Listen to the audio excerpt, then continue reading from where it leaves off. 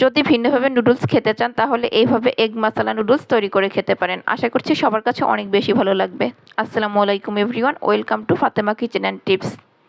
আশা করছি সবাই অনেক ভালো আছেন। আলহামদুলিল্লাহ আমরাও ভালো আছি।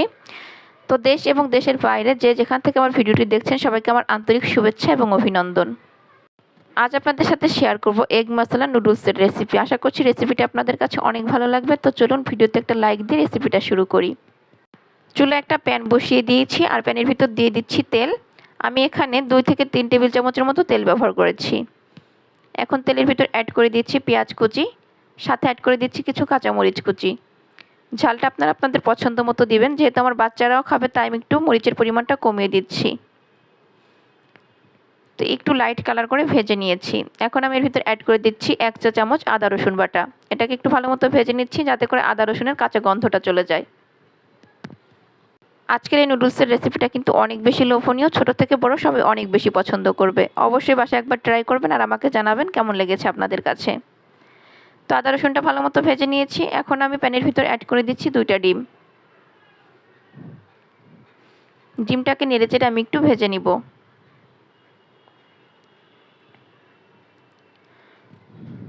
আমি এখানে 2 প্যাকেট নুডলস রান্না করব, তাই 2টা ডিম দিয়েছি। আপনারা চাইলে কিন্তু ডিমের পরিমাণটা বাড়িয়েও দিতে পারেন, কোনো সমস্যা নেই। তারপর এর ভিতরে আমি অ্যাড করে দিচ্ছি হলুদের গুঁড়া। এখানে 1/3 টিস্পুন হলুদের গুঁড়া দিয়েছি। চাইলে কিন্তু এখানে একটু লাল মরিচের গুঁড়া দিতে পারেন। তো আমি বেশি ঝাল দিব না তাই ব্যবহার করিনি। লাল মরিচের গুঁড়াটা ব্যবহার করলে কিন্তু এর কালারটা আরও বেশি সুন্দর আসে। এখন এখানে অ্যাড করে দিচ্ছি টমেটো সস। আমি এখানে 2 টেবিল চামচের মতো টমেটো সস ব্যবহার করেছি। আপনারা চাইলে আরও বেশি ব্যবহার করতে পারেন আপনাদের পছন্দ মতো। এখন একটু নেড়েচেড়ে সব কিছুকে ভেজে নিচ্ছি।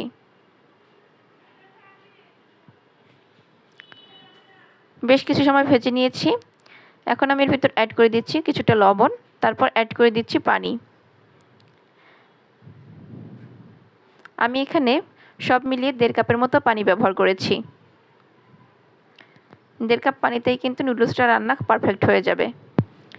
এখন আমি এটার বলক আসা পর্যন্ত অপেক্ষা করছি। যখন বেশ ভালো মতো ফুটে উঠেছে তখন আমি এর ভিতরে 2 প্যাকেট নুডলস দিয়ে দিচ্ছি। আপনারা যে কোনো ব্র্যান্ডের নুডলস ব্যবহার করতে পারেন, আমি এখানে ফ্রেশ ব্র্যান্ডেরটা ব্যবহার করেছি।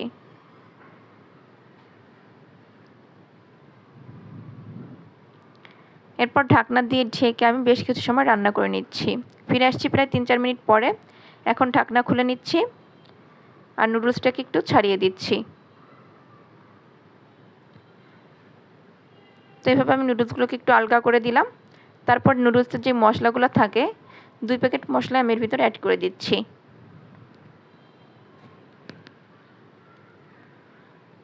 এখন আমি এর সাথে অ্যাড করে দিচ্ছি কিছুটা চিজ। আমি অল্প পরিমাণেই ব্যবহার করেছি, আপনারা চাইলে আরও বেশি ব্যবহার করতে পারেন। এটা দিলে কিন্তু খুব সুন্দর একটা টেস্ট চলে আসবে নুডলসের ভিতরে। নেড়েচেড়ে মিক্স করে দিচ্ছি। তারপর ঢাকনা দিয়ে ঢেকে আমি এটাকে আবারও রান্না করে নেব প্রায় 4-5 মিনিটের মতো। তো এই পর্যায়ে আমি মিডিয়াম টু লো হিটে রান্না করে নিয়েছি। এখন ঢাকনা তুলে নিচ্ছি। পানি কিন্তু অনেকটাই শুকিয়ে গিয়েছে, এখন হালকা একটু ভেজা ভেজা লাগছে। তো এটাকে এরকম হালকা একটু ভিজা ভিজা থাকতেই নামিয়ে নিতে হবে, কারণ নামানোর পর এটা আরও অনেকটাই শুকিয়ে যাবে। তো আমি এখন এটাকে চুলা থেকে নামিয়ে সার্ভ করে নিচ্ছি। মাশাআল্লাহ, এই নুডলসটা খেতে কিন্তু অনেক বেশি লোভনীয়।